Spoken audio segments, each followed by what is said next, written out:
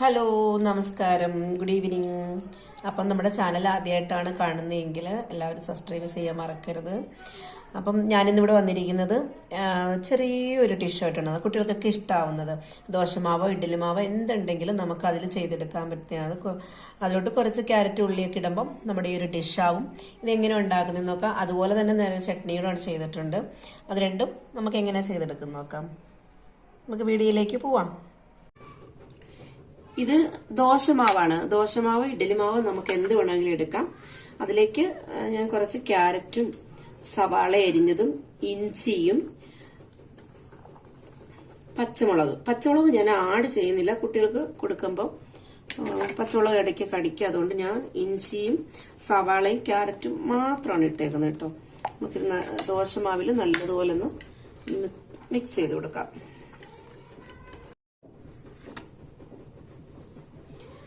ഇത് ഇത്രയും കൂടെ ഞാനൊന്ന് മിക്സ് ചെയ്ത് വെച്ചിട്ടുണ്ട്. ഞാൻ ഉപ്പ് നേരത്തെ ഇട്ട് വെച്ചിരുന്നതുകൊണ്ടാണ് ഞാൻ ഉപ്പിടാഞ്ഞത്.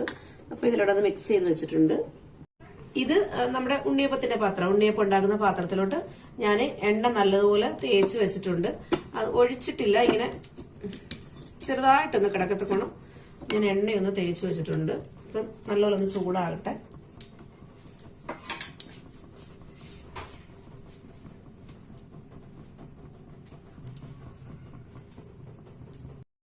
എണ്ണ നല്ലതായിട്ടൊന്ന് ചൂടായി വന്നിട്ടുണ്ട്.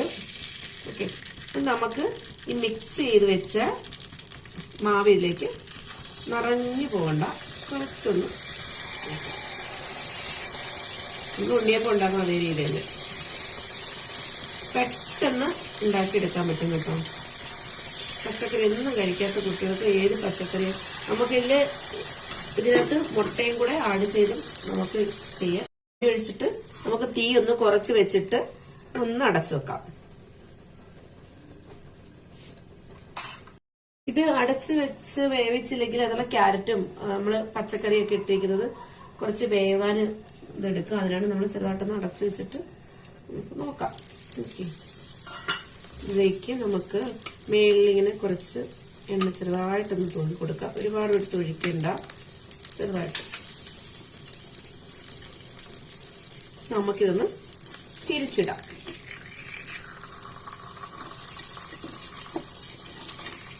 ഒരു വശം വെന്ത് കഴിഞ്ഞാൽ അത് പെട്ടെന്ന് തിരിഞ്ഞ് വരും. കൈ ഇപ്പൊ പൊള്ളുന്നു.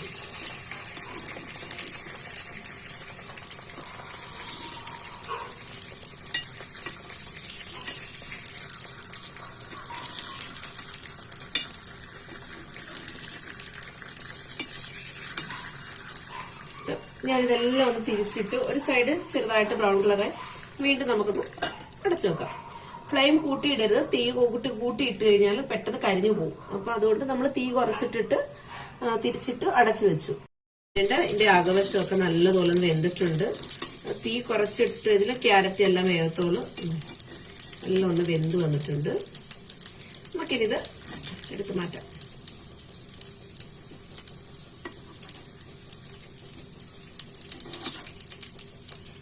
അടിപൊളിയായിട്ടായിട്ടുണ്ട് കേട്ടോ.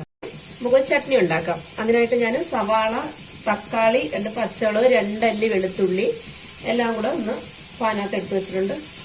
എണ്ണ അധികം ഒഴിച്ചിട്ടില്ല. 1 സ്പൂണ് എണ്ണ ഒന്ന് ഒഴിച്ച് നമുക്കത് ചെറുതായിട്ടൊന്ന് വഴറ്റിയെടുക്കാം. അധികം പാടണ്ട, ചെറുതായിട്ടൊന്ന് വഴറ്റിയെടുക്കാം.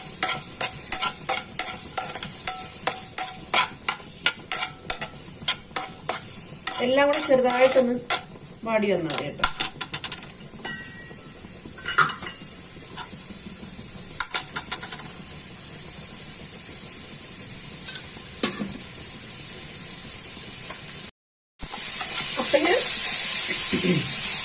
അപ്പോഴിതെല്ലാം ഒന്ന് ചെറുതായിട്ട് വാടി വന്നിട്ടുണ്ട്.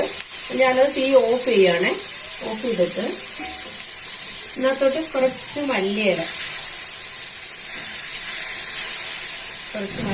വെച്ചെടുത്ത്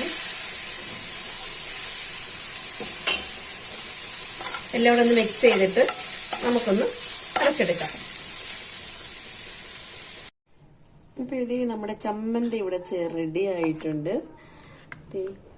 നല്ല ടേസ്റ്റിയാണ് കേട്ടോ. മല്ലിയിലയും ഉള്ളിയും തക്കാളിയും വെളുത്തുള്ളിയും ഉപ്പും എല്ലാം കൂടി ഇട്ട് പച്ചമുളകും എല്ലാം ഇട്ടിട്ട് ഒന്ന് അരച്ചെടുത്താൽ കുട്ടികൾക്കൊക്കെ ഇഷ്ടമാവും.